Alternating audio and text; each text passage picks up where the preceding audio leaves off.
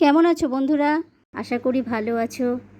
আজ বানাতে চলেছি রাঙা আলুর রসবড়া।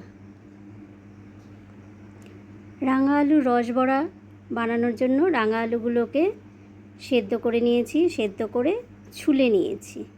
এবার আলুটাকে ভালো করে চটকে নিচ্ছি, যাতে একটুও দানা দানা বা গুটি গুটি ভাবটা না থাকে। এভাবে ম্যাশ করে নিও।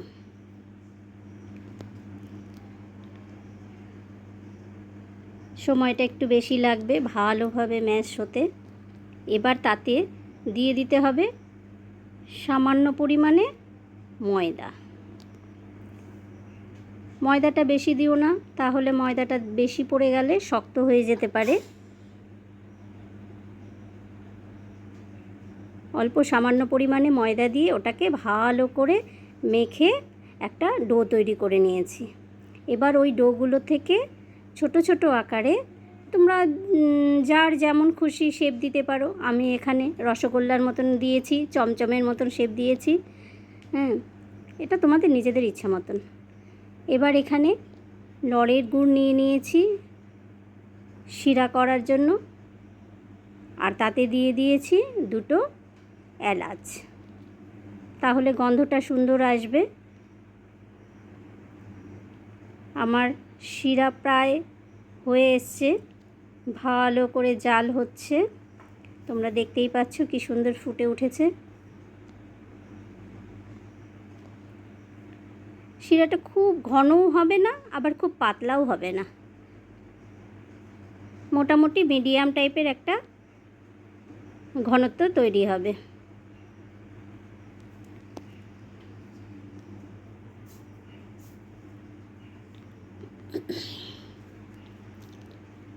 এবার কড়াইতে তেল বসিয়ে দিয়েছি, শিরাটা কমপ্লিট, ওটা নামিয়ে রেখেছি। এটা আমি সাদা তেলে ভেজে নিচ্ছি। ডোগুলোকে আস্তে আস্তে গরম তেলের মধ্যে ছেড়ে দিচ্ছি।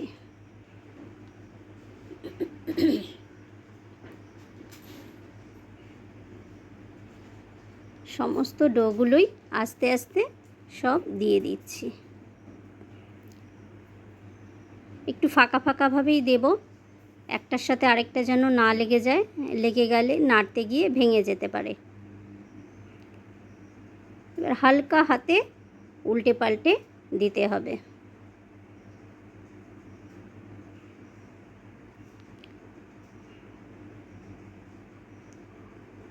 এক সাইড হালকা একটু কালার এসছে, এবার আবার সবগুলোকে উল্টে দিচ্ছি।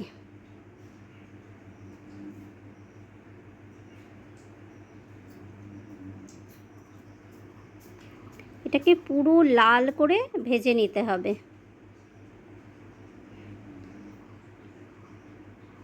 দুপিঠ যেন সমানভাবে ভাজা হয় সেদিকে খেয়াল রাখবে।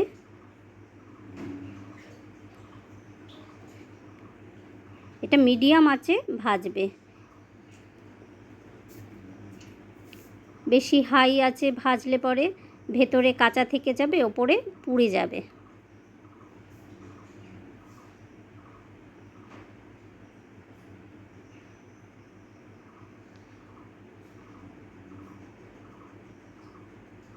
একটু সময় নিয়েই ভাজতে হবে। দেখেছো বন্ধুরা কি সুন্দর ভাজা হয়ে গেছে এক পাশটা।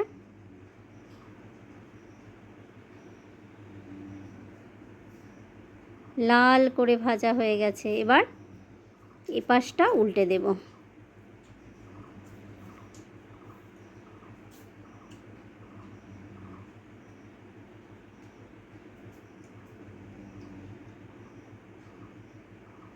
বাহ, কি সুন্দর ভাজা হয়ে গেছে, তোমরা দেখতেই পাচ্ছ। এবারে আস্তে আস্তে করে তুলে নিচ্ছি।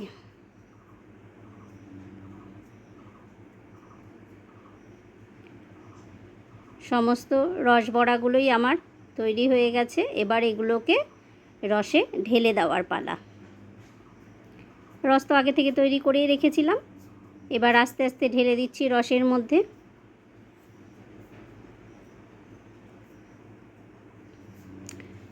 সমস্তগুলো দিয়ে দিলাম রসে। এবার ওপর নিচ করে ভালো করে সবগুলোকে একটু ডুবিয়ে ডুবিয়ে দিচ্ছি।